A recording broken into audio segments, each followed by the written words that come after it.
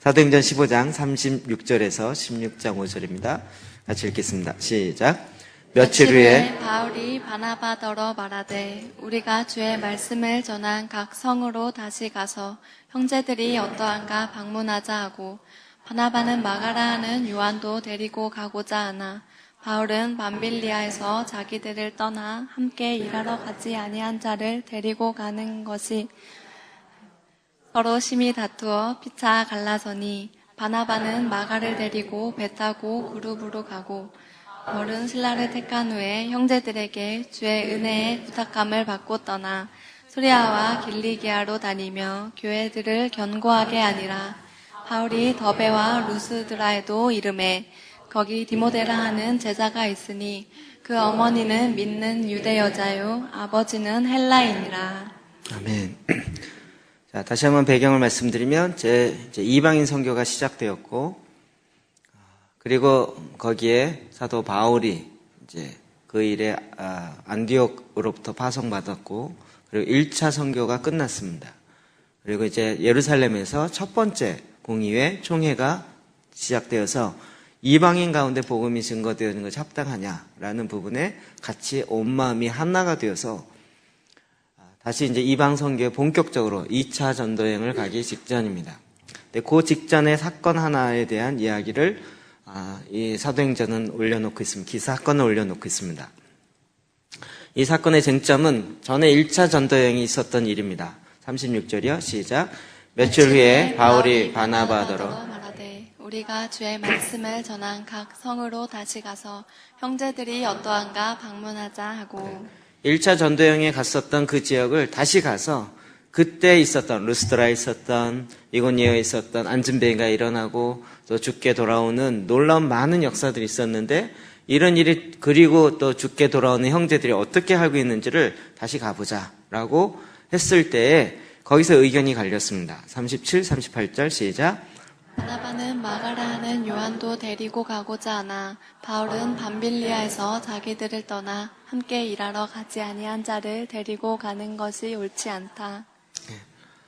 바나바는 그의 조카 마가를 데리고 가자라고 이야기하고, 바울은 그 마가를 데려가는 건 옳지 않다. 왜냐하면 그 1차 전도 여행 때 밤빌리아에서 자기들을 떠나 함께 이 전도 여행의 중간에 도중하차한 이 마가를 또다시 데려가는 건 옳지 않다라고 이야기했습니다. 1차 전도 여행에 마가가 중간에 빠져서 그것이 13장 13절에 나옵니다. 시작. 바울과 동행하는 사람들이 바보에서 배 타고 밤빌리아에 있는 버가에 이르니 요한은 그들에서 떠나 예루살렘으로 돌아가고. 네, 이 요한이 위에 있는 마가라고 하는 요한, 이 같은 인물입니다. 요한은 그들에게, 그러니까 여러분 성경에 나오는 요한과 마가는 히브리식 표현과 헬라식 표현, 이 둘의 차이입니다. 왜 이렇게 다르지? 라고 하지 마시고 그 당시의 언어의 차이인 거죠. 자, 이로 말미암아 왜 중간에 도중하차했는지는 성경에 나오지 않습니다. 그러나 많은 경우에 이 전도행이 되게 힘들었습니다. 그리고 우리가 잘 알듯이 1차 전도행에는 사도 바울이 돌에 맞아서 죽은 줄 알고 성 밖에 버렸는데 그 다음날 털털털 일어나서 있었고, 굉장히 어려운 일도 또 많이 있었고, 또 그 지역 자체가 굉장히 험악한 지역이라 쉽지 않은 전도여행이었습니다. 오늘날과 같이 뭐 비행기가 있고 숙박시설이 있고 어디 가나 먹을 식당이 있고 이런 상황이 아닌 거죠. 그 당시에 여행한다는 건 딱 잘못하면 목숨을 잃을 수 있는 여지가 굉장히 많은 상황이기 때문에 이 전도여행은 늘 목숨을 걸고 나아가는 그런 상황일 수밖에 없습니다. 이런 가운데서 마가는 도중 하차한 거죠. 너무 힘들어서 결국은 예루살렘으로 돌아갔다는 것입니다. 자, 여러분, 이런 사람을 다시 데려가야 되겠습니까? 데려가면 안 되겠습니까? 그럼 이제 정확하게 묻겠습니다. 마가 1차 전도여행 때 같이 가다가 너무 힘들어서 중간에 도중 하차한 이 사람을 데려가야 돼. 다시 전도여행을 가야 될 때 데려가자. 데려가지 말자. 둘 중에 하나입니다. 자, 여러분의 의견은 어떤지 한번 묻고 싶습니다. 자, 그래도 데려가자. 손 안 드시면 안 됩니다. 손 안 들면 3일 금식입니다.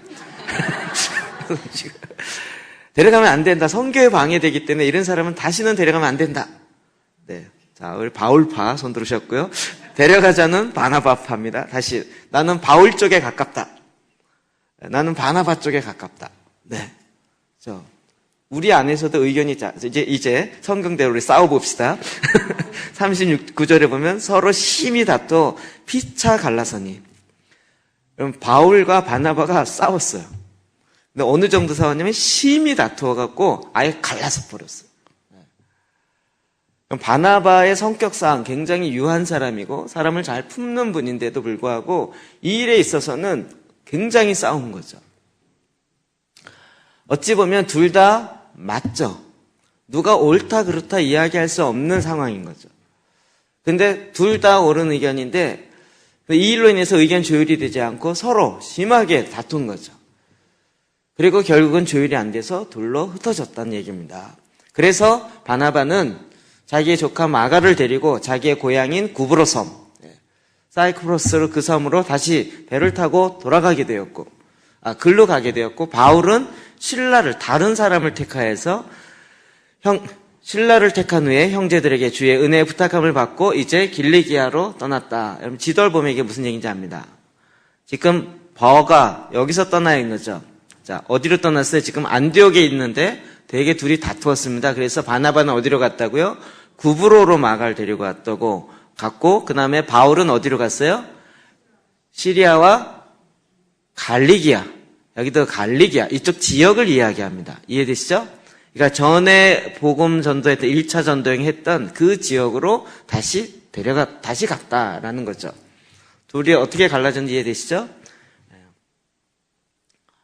지도를 보면 금방 이해되는 내용들입니다. 자, 이 마가가 결국 문제가 됐던 거죠. 마가의 문제로 인해서 사역자 두 사람이 심하게 다투고 결국은 갈라지게 됐습니다. 이 부분에 있어서 우리는 어떻게 사역자들이 싸우는가 이렇게 이야기하지만 그러나 결론을 놓고 볼 때는 선교팀이 하나였다가 두 팀이 됐습니다. 놀랍죠? 선교팀이 자연스럽게 두 팀이 됐습니다. 이 결과를 놓고 보면서 많은 신학자들이 이것은 오히려 이제 한 팀에서 두 팀으로 더 발전하게 된 계기가 됐다 이 얘기를 많이 합니다. 우리는 계속 무엇을 하든지 하나님의 관점으로 봐야 됩니다. 싸우느냐 안 싸우느냐의 문제가 아니라 그 싸움의 그 문제를 어떻게 해결하느냐. 싸우면 우리는 한 사람이 이기고 한 사람이 져야 되잖아요. 그래서 난 선교 안 가. 너 혼자 다 해. 이래버리든지. 우리는 싸우다 보면 꼭 전무 아니면 전부 둘 중에 하나로 가려고 그래요. 그런데 이 두 사람은 하나님이 자기들을 통하여서 이방인의 복음을 증거하고 그들을 굳건하게 세워야 하는 이 일에 대해서는 결코 둘 다 양보함이 없었어요. 그리고 둘 다 이제 그 일을 하게 되었는데 한 사람은 구브로 섬으로, 한 사람은 갈리기아 지방으로, 길리기아 지방으로 이렇게 가게 됐던 것입니다. 자, 여기서 문제가 됐던 마가에 대해서 오늘은 좀 보려고 합니다. 그럼 그는 중도 하차한 사람입니다. 이런 사람을 용납하기가 참 쉽지 않습니다. 그런데 지금 바나바는 늘 권면의 사람이고 사도 바울도 사실은 고향 다소에 있을 때 바나바가 찾아가서 그를 데리고 온 것입니다. 바나바는 계속 이와 같이 굉장히 온유한 성품으로 그 사람을 품고 사람을 계속적으로 인내하며 끝까지 가려고 하는 그런 성품이 있는 것을 알 수 있습니다. 그래서 이 바나바가 나중에 어떻게 되는가 하면 베드로서 성경이 여러 것이 나오는데 5장 13절이요. 시작. 택하심을 함께 받은 바벨론에 있는 교회가 너희에게 문안하고 내 아들 마가도 그리하느니라. 아멘. 베드로 후서를 받아 적은 사람, 그것을 받아 적은, 그래서 헬라어에 능통한 사람이 베드로가 아니고 누구라고요? 마가였습니다. 그래서 마가는 베드로의 수석 비서처럼 베드로를 늘 돌봐주는 그런 사람이 되었습니다. 베드로가 누굽니까? 초대교회의 수장이었습니다. 그리고 새로운 사역이 일어날 때마다 그것을 인정하고 확정하는 제일 그 당시의 최고의 권위자의 역할을 했던 것이죠. 그분의 바로 수석 비서의 역할을 했습니다. 그리고 그러하기 때문에 예수님에 대해서도 제일 많이 아는 자예요. 그러니까 마가는 늘 베드로와 함께 다니면서 예수님이 어떻게 행하셨는지를 늘 보는 자가 되었던 것입니다. 뿐만 아닙니다. 성경 여러 곳에 나오는데 사도행전 1장 15절이요. 시작. 모인 무리의 수가 약 120명이나 되니라. 일어서서 이르되 모인 무리들의 수가 약 120명. 이게 어디라고요? 어디에 모였다고요? 마가의 다락방. 모여있는 그 집이 마가의 다락방이에요. 그 마가가 누굽니까? 바로 이 문제를 일으켰던 고마가입니다. 그 마가가 고마가입니다. 마가의 다락방 유명하죠.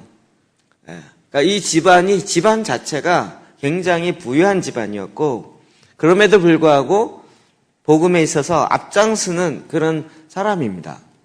그러니까 계속 예수님 때부터 시작하여서 이 일에 같이 했던 집안인 거죠. 골로새서 볼까요? 5장 10절이요. 이제 사도 바울의 노년에 있었던 이야기입니다. 시작. 나와 함께 갇힌 아리스다고와 바나바의 생질 마가와 이 마가에 대하여 너희가 명을 받았으매 그가 이르거든 영접하라. 유두도라는 예수도 너희에게 문안하느니라. 그들은 헬라파인 이들만은 하나님의 나라를 위하여 함께 역사하는 자들이니 이런 사람들이 나의 위로가 되었느니라. 아멘. 사도 바울이 로마의 감옥에 갇혀있는 이 순간에 그 사도 바울을 위로하고 사도 바울을 돕기 위해서 함께 갇혔어요. 면회 온 게 아니라 함께 그 감옥 안에 들어가서 함께 갇힌 자가 된 사람이 있는데 아리스도가와 그 다음에 바나바의 생질, 바나바의 조카 마가가 있다는 거예요. 동일 인물입니다. 그의 나중의 모습을 보면 굉장히 성숙한 거죠. 그래서 바울이 뭐라고 얘기합니까? 이런 사람들이 나의 위로가 되느니라.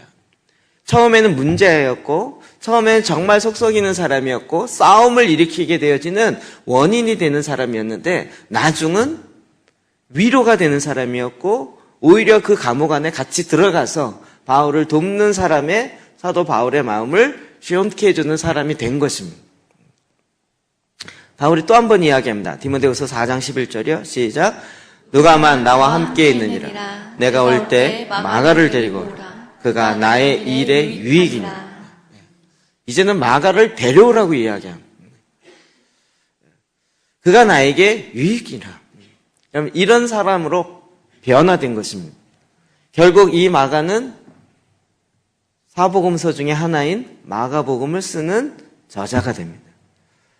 마가복음 1장 1절이요. 시작. 하나님의 아들 예수 그리스도의 복음의 시작이라. 아멘.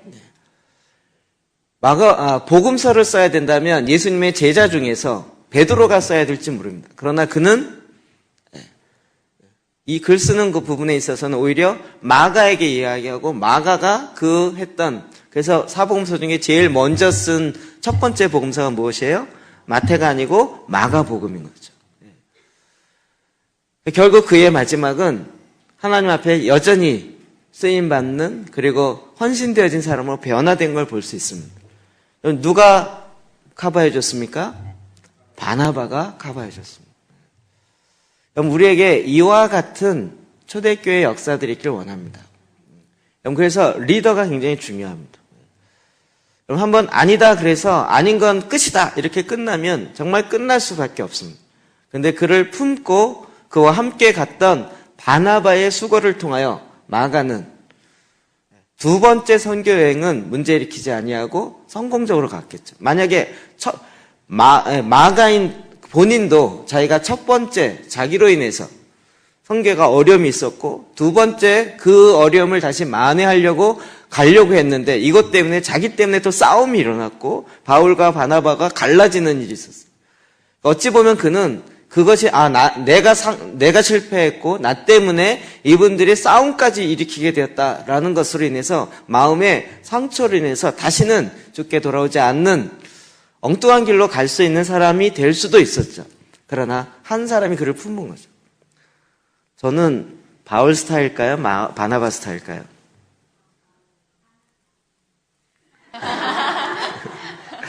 여러분의 원하시는 걸 얘기하는 것 같습니다.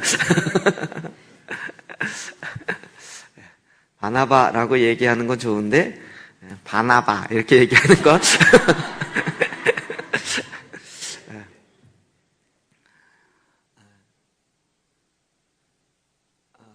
저는 사실은 바나바 스타일입니다. 제가 원래 바나바 스타일입니다. 제가 마가와 같은 사람이었기 때문에 그렇습니다. 제가 요즘은 이렇게 하면 제가 앞에 나서서 하는 게 이상하다 그랬잖아요. 이게 40 넘어서요. 그 전까지는 40 전까지는 저의 인생에 그런 적이 없었어요. 저는 늘 이렇게 보면 앞장서지 않고 하다가 중간에 포기하거나 문제가 되거나 이런 경우들이 참 왕왕 있었어요. 그래서 제가 목사 안 되려는 이유도 하나는 앞에 나가면 난 안 된다라는 생각이 늘 있었기 때문에 저는 성격상으로도 안 받고 못도 안 받고 이런다. 그래서 나는 목사 되는 건 나랑 안 맞는 일이다라고 제 스스로 40대까지 생각하고 있었던 거예요. 그러면 그게 변화된 것이 정말 저를 바나바와 같이 품어주고 제가 갖고 있는 것들을 자꾸 개발해줬던 몇몇 사람들입니다. 정말 너무 구체적입니다. 저의 행정력은 제가 어렸을 때 다녔던 교회의 목사님, 박율민 목사님이라고요. 그분의 행정력입니다. 그분은 교회 와서 쭉 정리하고 이런 걸 보면 제가 그 중학교 2학년 때인데 그걸 보면서 아, 교회를 저렇게 정리하는구나. 교회 행정은 저렇게 하는구나. 그래서 제가 IBF 간사할 때 행정 간사를 3년인가 4년 했습니다.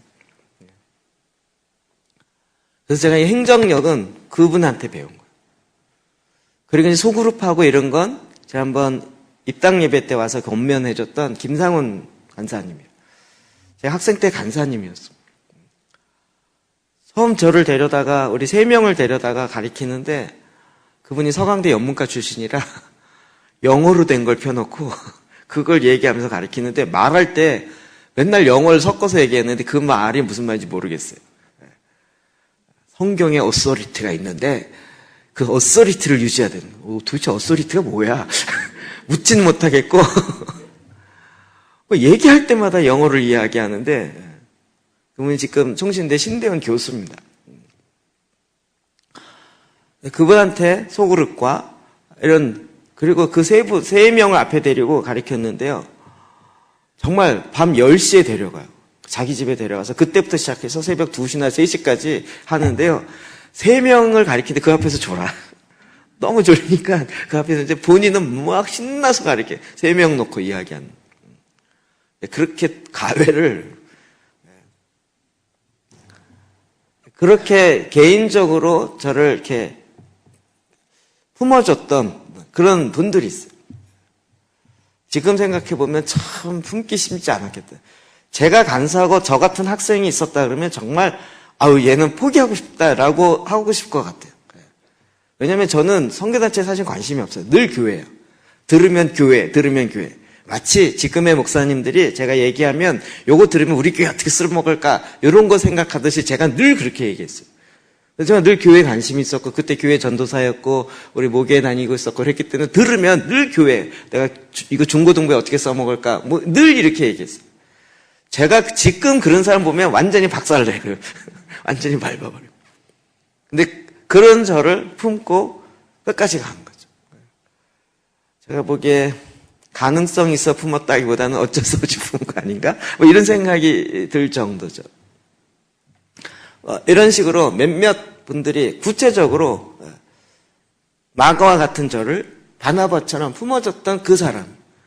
그래서 제가 마가 같은 사람을 보면 그냥 자동으로 마음이 가는 거예요. 자동으로 마음이. 요즘은 워낙 바울 같은 모습도 나타나긴 하지만 여러분에게 내가 그런 바나바와 같은 사람을 만나는 것도 중요하지만 이제는 내가 그런 바나바와 같은 사람이 되는 것도 중요합니다. 한국은 한 번 실수하면 완전히 매장하거나 끝이 되는 경우가 많아요. 그러나 그 한 번의 실수를 다시 품어주고 그래도 우리도 한 번뿐만 아니라 2-3번 얼마든지 실수할 수 있으니까 다시 품고 갑시다 라고 하는 바나바에 의해서 그가 성숙한 자로 나중에는 사도 바울의 유익한 자로 위로가 되는 자가 되었던 것입니다. 여러분 복음의 역사는 늘 사람의 관계 안에서 같이 갑니다. 사도행전 16장 1절 2절입니다. 시작. 바울이 더베와 루스드라에도 이름에 거기 디모데라는 제자가 있으니 그 어머니는 믿는 유대 여자요 아버지는 헬라인이라. 디모데는 루스드라와 이고니온에 있는 형제들에게 칭찬받는 자니. 네. 자, 더베와 루스드라 어딘가 좀 지도 볼까요? 더베와 루스드라 1차 전도여행 때 보았던 것이죠? 예. 그렇죠? 그곳에 갔더니 그곳에 누가 있었습니까? 예. 디모데. 예. 밤빌리아 지방의 더베와 루스드라. 예. 지도를 찾아가면서 성경을 읽으면 이게 별 어려운 얘기 아니에요. 그리고 또 그림이 금방 그려져요. 아, 여기 1차 전도여행 때 갔었지. 루스드라에서 뭐가 있었어요? 안전뱅이를 일으키는 이 역사가 있었죠. 더베에서 돌에 맞아서 죽었다가 다시 일어나는 이런 일이 있었고요. 자, 더베와 루스드라에도 이름에 거기에 디모데를 만납니다. 그럼 이건 굉장히 그러니까 우리는 자꾸 이게 1차 독자와 그 당시 쓰는 상황과를 약간 분리해 볼 필요가 있어요. 지금 이 사도행전을 누가 쓰죠? 사도행전을 누가 쓰죠? 바울이 쓴 게 아니라 누가가 씁니다. 사도 바울이 행했는데 그것을 지금 누가가 16장 한참 조금 뒤에 합류합니다. 그러니까 이 앞에 얘기는 다 전에 들은 거죠. 그걸 듣고 누가가 지금 기록하고 있는 거예요. 우린 지금 이들이 행동하고 있는 1차 행동의 모습을 그리고 있지만 사실 이것이 기록되어진 과정을 보면 누가가 그 이야기를 쫙 듣고 그리고 이 사도행전을 기록해야 되겠다라는 그 마음을 갖고 다시 전체적으로 흐름을 잡고 기록하는 거죠. 그러니까 지금 누가가 이 사도행전을 기록할 때는 주루로 역사했던 사람은 바울일까요? 디모데일까요? 디모데겠죠. 이해되세요? 지금 쓰기는 그 당시 상황을 놓고 쓰니까 바울 중심으로 쓰지만 지금 실제적으로 사역을 왕성하게 하는 사람은 누구예요? 디모데죠. 디모데가 어떻게 이 사역 가운데 들어오게 됐는지 첫 번째 이야기를 풀어내고 있는 거예요. 디모데 그러면 그 당시 사람은 다 아는 거죠. 우리는 자꾸 바울을 너무 잘하니까 디모데는 그 밑에 조금 쫓아다니는 사람 아니야? 이 정도 생각하는데 실제 누가가 이것을 기록했을 때는 상황은 그 당시 기록할 당시의 상황은 또 다른 거죠. 그러면서 이제 디모데에 대한 이야기를 합니다. 자, 3절 4절 읽어볼까요? 시작. 바울이 그를 데리고 떠나고자 할세 그 지역에 있는 유대인으로 말미암아 그를 데려다가 할례를 행하니 이는 그 사람들이 그의 아버지는 헬라인인 줄을 알미로라. 여러 성으로 다녀갈 때에 예루살렘에 있는 사도와 장로들이 작정한 규례를 그들에게 주어 지키게 하니. 성경을 읽으면 자꾸 이런 질문을 해봐야 돼요. 아버지가 헬라 사람이고 엄마가 유대인이에요. 그러면 이 사람은 헬라이니까요, 유대니까요? 왜 유대인이죠? 그렇죠. 엄마의 혈통을 따르기 때문에. 우리 전에는 이런 거 이해가 안 됐죠. 아버지가 헬라 사람이면 아들도 헬라 사람이어야 되잖아요. 우리 한국은 국적 취득하는 게 좀 다른 거죠, 우리랑.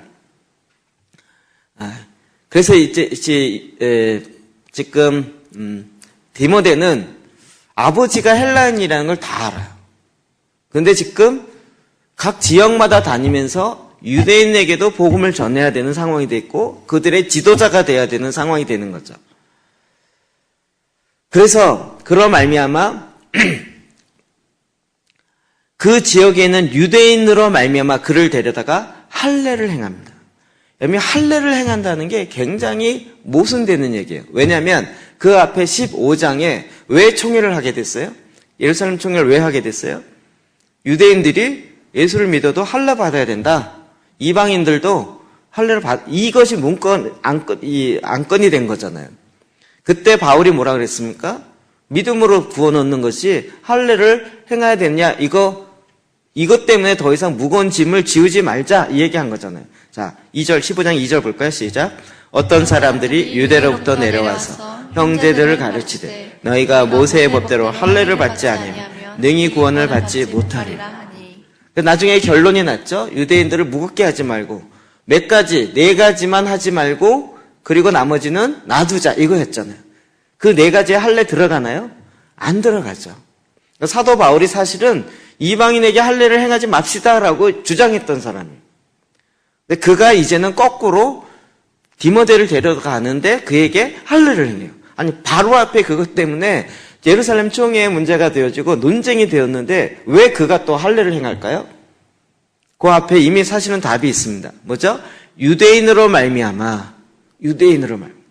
그는 지금 이방인의 감독, 이방인의 사도적 사명을 감당해야 될 뿐만 아니라 디모데는 또 유대인에게도 해야 된다는 거죠. 그래서 사실은 이거는 구원의 조건이나 어떤 반드시 있어야 될 어떤 행위 차원이 아니고 사역을 위해서 간다는 거예요. 우리가 고린도전서에 나타나는 것처럼 우상에게 드린 제물을 먹어야 될지 말아야 될지 고기에 대한 문제죠. 고기요. 그 당시 고기는 다 우상에게 드렸다 나왔기 때문에 이걸 먹어야 되냐 말아야 되냐 이 문제였던 거죠.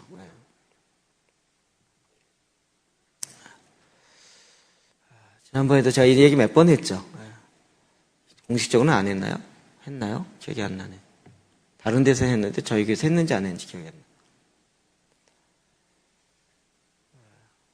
저희가 이제 샤밧에 대한 것을 알고 나서 금요일 날 저녁에 샤밧 예배 그리고 샤밧 뭐 이렇게 하고 뭐 촛불도 켜고 뭐 이랬었잖아요. 그리고 나서 그때 저희가 온 교인 삼겹살 파티를 했죠. 그래갖고 제가 그걸 페이스북에 올렸더니 몇몇 사람들은 와 전교인이 삼겹살 파티에 와 너무 좋겠다 막 나 그 교회 다니고 싶다 막 이러면서 그랬는데 몇몇 사람이 딱 시비를 걸어온 거죠. 아니 돼지고기를 먹어요? 이렇게 된 거예요.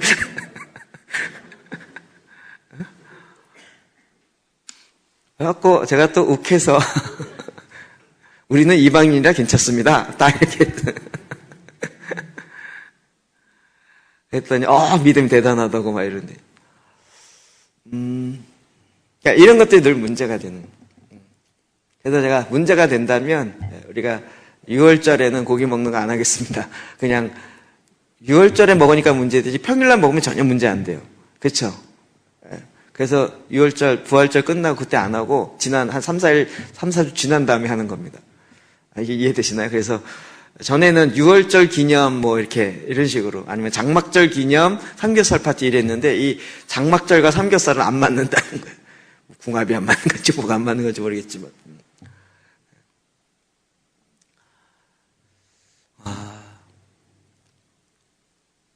이게 율법으로 다가오는 게 아니고요. 지금 사도 바울이 디모데에게 이 일을 했던 건 뭐냐면 유대인의 지도자가 되기 위해서는 유대인이 갖고 있는 그러니까 내가 유대인에게도 처할 줄 알고 이방인에게도 처할 줄 알고 부한자에게도 처할 줄 알고 비난자에 가난한 자에게도 처할 줄 아는 그 마음으로 지금 이 일을 풀어가고 있는 거예요. 우리에게 이게 굉장히 중요한 마음의 성숙한 마음의 자세이죠. 분명히 본인의 주장을 바꾸거나 이율 배반이 있는 것이 아니라 그는 분명히 할례로 말미암아 구원받는 게 아니라는 것은 정확하게 알고 있고 그건 여전히 주장하고 있는 거죠. 그러나 지금 유대인을 구원하기 위해서 유대인의 리더요, 유대인의 지도자 역할을 하기 위해서 그 할례를 행하는 것은 오히려 그들 편에 그들의 입장에서 필요하다고 했기 때문에 디모데에게 할례를 행했다라고 이야기를 하고 있는 것입니다. 그 결과가 어떻습니까? 5절 시작. 이에 여러 교회가 믿음이 더 굳건해지고 수가 날마다 늘어가니라. 아멘. 우리에게 좀 이런 성숙함이 있었으면 좋겠어요. 우리 막 정말 막 교회에서 법이요 그러면 끝인 경우가 많아요. 그게 아니라 연약한 자를 품을 수 있고 연약한 자를 무시하거나 강한 자만이 그냥 내 마음대로 나는 자유로워. 나는 뭐든지 자유로워. 그래서 난 내 마음대로 자유롭게 할 거야. 내 자유를 탓하지만 난 그리스도 안에서 복음으로 말미암아 자유로워. 물론 자유롭습니다. 그러나 자유롭지만 또 섬김을 위해서도 얼마든지 내어드릴 수 있는 거죠.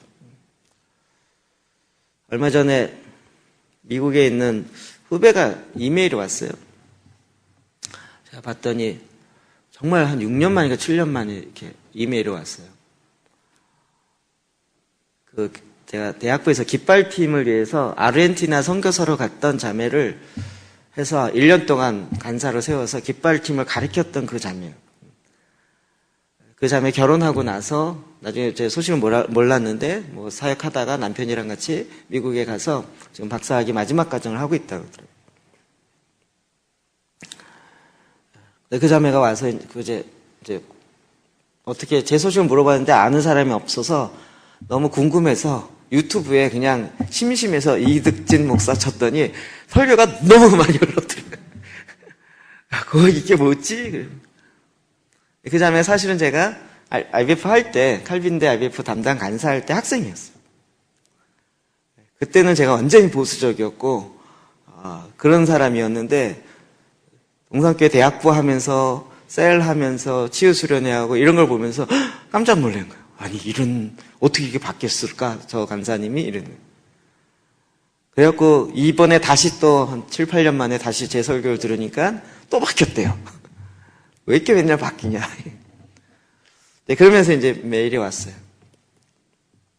네, 그가 그 얘기를 하는 거예요. 근데 그 설교를 들으면서 자기가 요즘에 너무 이제 갈급했었는데 그런 것들이 많이 풀어지고 답이 되어지고 말씀으로 기도하기 실제로 자기가 해보니까 자기 안에 너무나도 많은 것들이 풀어지면 좋다는 거예요. 그러면서 그 얘기를 하는 거예요. 이런 깃발을 돌릴 때도 색깔도 다 의미가 있어요. 돌릴 때도 의미가 있어요. 그때 얘기했죠. 1번부터 32번까지 동작이 있다. 이거 동작마다 성경 근거로 해서 나와 있어요. 그러면서 그 깃발이나 초대교회, 그 구약에 있는 탬벌린 치고, 깃발, 이런 사람들이 다 옷을 입었는데 거의 제사장 옷과 비슷한 옷을 입었어요. 왜냐하면 몸을 가리기 위해서. 하나님을 찬양하고 하나님을 높이는데 사람의 몸에 너무 집중하지 않기 위해서. 이해되세요? 네. 여러분, 이 옷을 입는 것과 관련돼서, 아니, 내 옷을 내 몸에 맞게, 내 취향대로 입는데 뭘 관섭이냐, 이럴지 모르지만, 여러분, 그게 또 시험거리가 될 수 있는 거죠. 그래서 어떻게 해요? 내 취향은 미니스커트지만, 그러나 이것 때문에 시험 드는 형제가 있어서 좀 길게 하는 거죠. 여러분, 그 취향이 잘못됐다고 얘기하는 게 아니고요. 그렇게 하는 게 뭐, 죄다, 이렇게 얘기하는 게 아니지만, 그래도, 시험에 드는 형제들 많습니다. 그리고 엉뚱한 상상하는 형제들 많습니다. 자매들은 이걸 이해를 못하는 경우들이 있더라고요. 그러니까 좀 가려주십시오라고 이야기하는 거죠. 그러니까 아예 구약에는 그래서 그가 갖고 있는 신체적 모습 때문에 하나님을 찬양하고, 왜 이렇게 앞에 깃발 들고 탬버린하고 속옷치고 춤추고 그러면 얼마든지 그 선이 예쁠 수 있잖아요. 오히려 지금 뭐 이런 무대에 사시는 분은 막 그런 걸 오히려 더 나타내자, 드러내고. 그런데 구약에는 그런 것을 옷으로 감추는 거죠. 왜요? 연약한 형제가 있기 때문에. 여러분, 이것이 성숙한 거죠. 그러니까 율법으로 치마는 무릎 밑으로 내려와야 됩니다. 이 얘기가 아니에요. 옛날 경배와 찬양팀은 치마는 발등까지 닿아야 된다. 거기 규정이 그거예요. 거기 규정은 앞에 나와 있는 사람의 치마는 무릎이 아니고 발등에 치마 마지막 자락이 닿아야 돼요. 그래서 그게 규정이었어요. 이 규정이 옳으냐 그르냐 그걸 해야 된다. 이런 얘기가 아니고요. 성숙함으로 다른 사람을 향한 배려로 우리가 그런 일들이 있어야 되는. 그러니까 지금 디모데는 사실 할례를 행하지 않아도 별 문제가 없는 상황이지만 그러나 유대인들을 위하여 그가 할례를 행하고 그래서 그들에게 맞게 접근함으로 말미암아 여러 교회가 믿음이 더 굳건해지고 수가 날마다 늘어갔다는 거죠. 이와 같은 성숙함이 교회의 굳건함을 갖고 오게 된 거죠. 자유함이 방종으로 가지 아니하고 자유함으로 섬길 수 있는 그 지혜로 들어가게 된 것입니다. 여러분, 이렇게 초대교회에 정말 어찌 보면 별 문제 아닌 것 같지만 이런 거 하나하나까지도 딱 성숙함으로 자리가 잡히고 이런 것 가운데서 하나님의 선교는 더 이제 2차, 3차 전도로 나아가게 되는 것입니다. 우리에게도 지상 과업주의로 가서 2차 선교에서 몇 명을 구원했다. 이 차원을 넘어서 더 성숙함으로 갔어요. 정말 한 영혼을 품을 줄 알고 과거에 실수하고 잘못한 자이지만 그를 다시 품고 나아감으로 그리스도 안에서 더 성숙하게 올라가고, 뿐만 아니라 정말 연약한 형제들을 위해서 오히려 낮아질 수 있고 그와 같이 갈 수 있는, 그런 문제를 해결할 수 있는 성숙함이 요구되는 거예요. 문제가 일어나지 않는, 문제가 없는 공동체가 좋은 공동체가 아니라 문제를 건강하게 성숙할 수 있는 그런 성숙함과 공동체로 나아갈 때 교회가 더 굳건하게 서가는 것이고, 그런 성숙함을 보고 믿는 자들이 날마다 더 늘어가는 거죠. 이와 같은 믿음의 역사의 있기를 주의 이름으로 축복합니다. 여러분, 지금 원생에 이렇게 보면 작년에는 지저스 무브먼트 했던 팀과 같이 했고, 이번에는 베델의 그 슈퍼내추럴 스쿨 하는 빌 존슨 목사님 레딩의 그 팀과 같이 한 거거든요. 옛날에는요, 같이 안 해요. 팀들이 절대 같이 안 해요. 우리가 최고라는 거예요. 미국 더콜 운동 1999년에 그 콜럼바인 총기 난사 사건에서 2000년 했던 회개 운동이요. 그 회개 운동의 핵심 중에 하나는 뭐냐면 교단을 초월해서 연합했다는 거예요. 여러분, 오순절 계통과 복음주의 계통 거의 연합 안 해요. 근데 그때부터 시작해서 연합하는 첫 일이 드러났어요. 그래서 복음주의 라인의 리더들과 오순절 계통의 리더들이 같이 그 무대에 서고 같이 메시지를 전하는 그런 연합의 일이 일어났다는 것입니다. 이런 것이 성숙함입니다. 내가 갖고 있는 틀이 전부라고 생각하지 아니하고 정말 그것을 내려놔도 내 정체성에 문제되지 않습니다. 내 오히려 성숙함으로 그에게 다가가서 하나님의 교회가 든든히 서가는 이 믿음의 길을 걸어가는 것입니다. 이와 같은 성숙함이 그리스도의 장성의 분량에 이르도록, 그러니까 우리의 목적은요, 얼마나 사역을 잘하고 얼마나 많은 결과가 있느냐가 아니라 내 안에 예수 그리스도의 성숙한 모습이 얼마나 더 많이 생기느냐, 그 성품이 있는, 이게 목표여야 됩니다. 그리스도인의 목적이에요. 그렇게 더 성숙함으로 나아가시길 주의 이름으로 축복합니다. 기도하십시다.